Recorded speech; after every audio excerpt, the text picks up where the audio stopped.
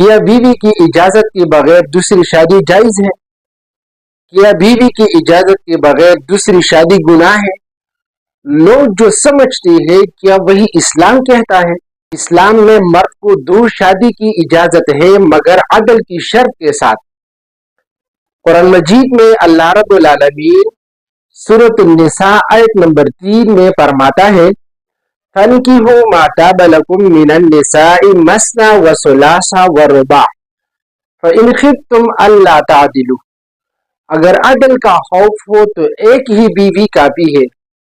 इस्लामी शरीयत ने बीवी की इजाजत को शर्त नहीं बनाया, लेकिन अखलाकी, मुआशरती और बाहिमी मोहब्बत के एतबार से मशवरा जरूरी है।